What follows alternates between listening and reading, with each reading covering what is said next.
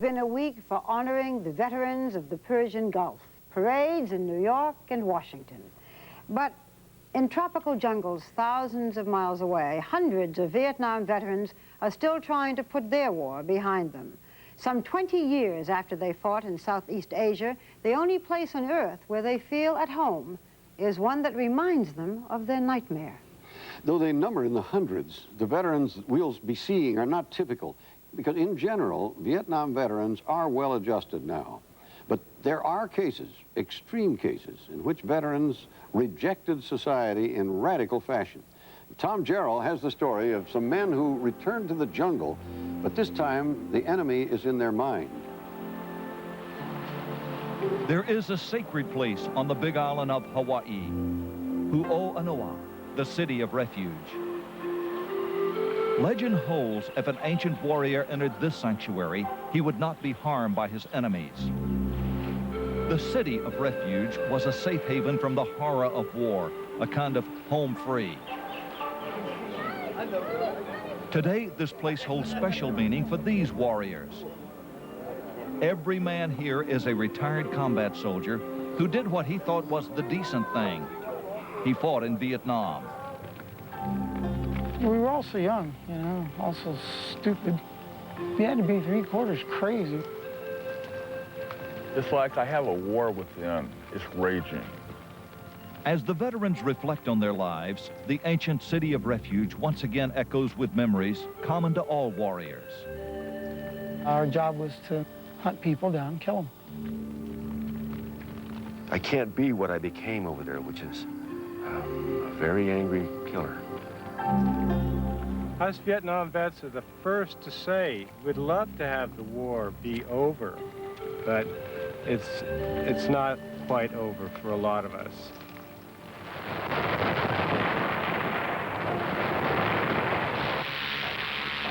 It was war at its worst, often against an unseen enemy. Young GIs, average age 19, sent to fight and die by the thousands, often in jungle combat. After 10 years, 57,000 Americans were dead, and many of those who returned home were never the same again. The war still raged in their heads. Some of the most severe cases literally headed for the hills, into the most remote regions of America. Several hundred fled deep into Hawaii's beautiful and awe-inspiring jungles. Elusive and mysterious to the local population, they became known as the Bush Vets. I brought my backpack and myself down, and I went, wow, this place really looks like Nam. The Waipio Valley was Patrick Kennedy's home for 18 years. After combat, he could not cope with urban life. He was inexplicably drawn back to an environment where he had experienced pain. He prowled it like a hunter, but also loved its spectacular solitude. I had to have a sanctuary where I could hide, but it was also scary. Billy Ralph lived alone too. Returning to a jungle environment similar to Vietnam, he was trying to put the pain of his past to rest. Maybe I have to make my peace with the jungle, or maybe the jungle will always be something that draws me. I don't know. I got a one-way plane ticket here because I just was tired of living. Thought this would be as good a place to die as any. Retired Marine forward observer Les Agee found he could not function in cities, around people, meeting schedules. He escaped to the bush in a desperate bid to cope and to survive. I got in the jungle. I'm alone. There's no enemy trying to kill me. It's just me out here. All these old soldiers are still emotionally tied to the jungle, which looks so much like Vietnam. They suffer from a little-known and less understood psychological affliction that's been familiar to soldiers for centuries. The soldier's life in combat is the dark corner of military history. Professor Roger Spiller, a war historian. The irony is that 99% of all military history has been made by ordinary men. We take ordinary men and we put them into extraordinary situations, and we expect them to remain ordinary. It's too much to expect. Every major conflict has coined its own name for the psychological trauma inflicted by warfare. In the Civil War, it was called nostalgia. The French knew it as the sickness of the heart. By the Second World War, it became shell shock. It now has a medical-sounding term, PTSD, post-traumatic stress disorder. It's a huge problem. A recent comprehensive VA study of post-traumatic stress disorder pointed that out. Of the 3 million men and women who served in Vietnam, more than 1/2 have suffered with problems of emotional disorders, marital abuse, inability to hold a job. 1 in 10 is homeless. Nearly 500,000 Vietnam-era vets now suffer from PTSD. The Veterans Administration assigned Dr. Stephen Staten, a psychiatrist, to work with the Hawaiian veterans. There's a body of opinion that believes these men are not sick. They are simply living off the public payroll, picking up the debt for having served in the war. That criticism is based upon ignorance and couldn't be farther from the truth. We'll get a little light on the subject here. The price of such solitude is sometimes a harsh existence. We found Nash, or Nam Miller, living in a tent on the rainy side of the Big Island. This weather has just been cold. We've had 5 solid days of nothing but pouring rain, and it's miserable is what it is. Living in this tent in the pouring rain is dreary. But infinitely more difficult than the journey here is the challenge of gaining the trust of men who feel betrayed by the world. They view all outsiders as potential enemies. Most have never talked about the war to non-veterans. But now, after decades, their bitterness over the war is mellowing. Their stories trace lifetimes of painful experience. Their telling takes the form of a confession. It'll probably help me get a lot of things off my chest that I've been wanting to get off my chest for a long time. Society didn't want us because it was a war that they didn't want anything to do with. They humiliated and degraded and ran us into the ground to the point that most of us disappeared into the woodwork and didn't ever want to come out. In his mournful inner turmoil, Patrick Kennedy went past the edge of civilization, surviving in the jungle without even a tent. Started camping out underneath these 3 extremely large mango trees. I would walk around foraging for food, usually all day long. There's thimbleberries growing for a little bit of a sweet. There's lots of mangoes and bananas and guavas. Were you comfortable? At first, no, I wasn't comfortable. What did you do? It took a while to adjust. I made many patrols, day and night. It was like walking point to the jungle. It was, for a long time, I kept on looking for booby traps, trip wires. And it finally dawned on me, this is a gentle valley, a gentle jungle. Kennedy still receives disability benefits for his PTSD, which he says was touched off in a single night of battle. They started shelling our position, and the North Vietnamese attacked into their own mortar and rocket fire. Within the first 2 minutes, I had gotten wounded, and I felt extremely scared. I felt panicked. And I heard a lot of screams and yells, blood-curdling screams and yells, people getting hurt and people dying. In a way, we couldn't get out. They couldn't get anything to help us. Nobody could leave, nobody could do anything except lay in there and fight. The roar from just small arms would get so loud you couldn't yell above the noise. The tracers would just blur the sky. Les Eggy fought in the battle at Hue City, one of the bloodiest confrontations in the entire Vietnam conflict. Seeing everybody die repeatedly over and over, people dying around you constantly. When you dealt with your own dead, it was hard. You know, you didn't want to rob their bodies for food and ammunition. And you just couldn't get rid of the bodies. You couldn't take them anywhere. I was there 13 days when I got into my first contact. In 1968, at 17 years of age, Nash Miller arrived in Vietnam with the Airborne Rangers of Charlie Company. He came under fire and never got over it. And boy, man, when it opened up, it was just like It was a nightmare. It scared the living hell out of me, so I just started shooting everything that moved. Exhausted during one battle, Les Eggy and 2 other soldiers fell asleep in a foxhole. A Viet Cong enemy soldier slipped up and killed his 2 buddies. If you learn after a while, don't sleep. Just don't sleep. And that's still with you? You can't unlearn that. You can learn what 2 and 2 is, but you can't unlearn 2 and 2, and that's what this mechanism that you get in your brain is.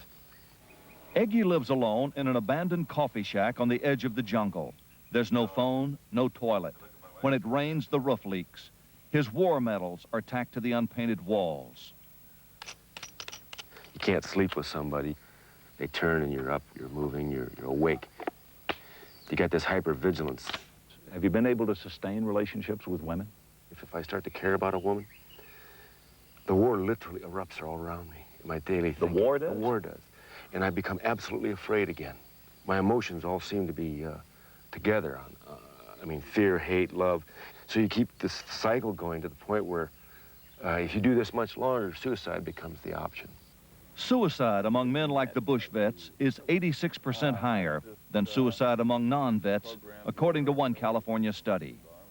I was thinking how screwed up my life has been, and thinking of the people that died in Nam and why they died and I didn't die.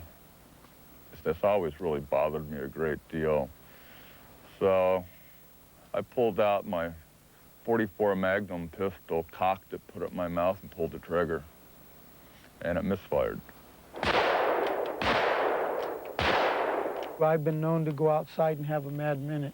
Take a weapon and fire in all directions.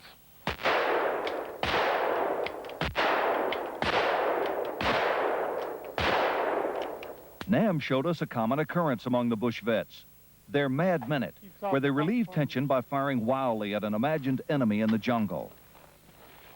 I love it. A man who has post-traumatic stress disorder frequently has adrenaline and adrenaline-like substances circulating in his body that are dramatically increased over what an ordinary citizen is experiencing. We now have ways to neutralize some of these chemicals that appear to be a part of the post-traumatic stress disorder. Drugs, including tranquilizers and antidepressants, prescribed by the VA, are a promising new approach to controlling PTSD, but many vets still distrust them. It's probably not going to sit too well with them, but this is the VA's idea of helping vets. Treatment with drugs, while sometimes effective, makes many veterans feel like so much dust swept under a rug. Many vets remain chemically addicted.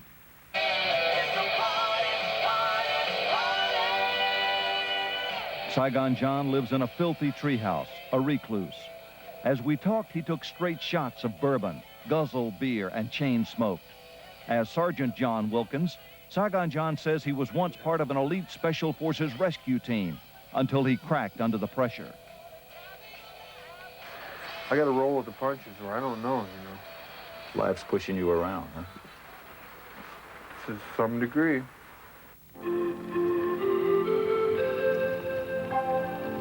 Gradually, as some begin to emerge from the jungle, they're starting to talk it through. This camaraderie among the Bush vets at the City of Refuge may be their best hope to control their wartime memories instead of being controlled by them. Most want to leave their lonely existence and come home. I found a self-respect and a pride in myself that had been lost. And it's gave me a renewed hope for living, salvaging my life. For myself, I'm finding that the future is in me.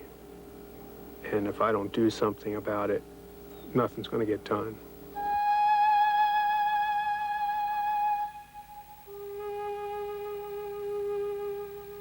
I'm learning not to be ashamed of my war experience now. It just happened to me. It's not my fault. I'm tired of blaming myself.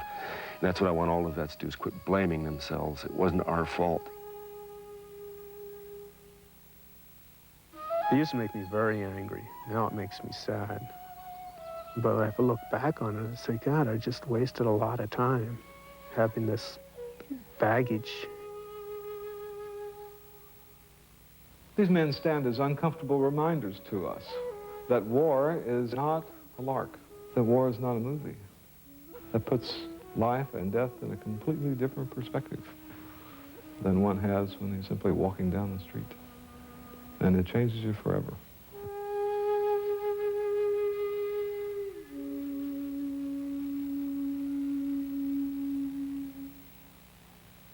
Sad. Tom, one psychiatrist in all of the big island of Hawaii, all these years after the war, how much good can he do? Barbara, I think Dr. Staten is making some progress because he's gaining the confidence of these men, and they basically don't trust anyone. Well, what were they like with you? You're a stranger. It was very revealing. When we would show up to interview them, I'd spend some time with them in the morning. They were calm, cool, and collected, but as the day went on, they would build up this adrenaline rush, and they would be so nervous and anxious by the end of the day that you could hardly have anything to do with them. Do you think that most of them can be helped? I'm afraid many of these men will never recover completely from what they're suffering. It's interesting because the Gulf War, it is said, helped many Vietnam veterans feel better about themselves because Americans embraced the men and women who served. Universally, these men felt good about the Gulf War successes, and they felt that it may help them. Thank you, Tom. Most of us didn't know such a situation still existed. Well, now, don't go heading for the refrigerator during this next commercial, because fat in the diet is killing us. How do you keep track of how much fat you're eating? Dr. Timothy Johnson explains the new method that's helping more and more people live longer and lose weight. Stay with us. 2020, brought to you by AT&T. In long-distance services, information and network systems.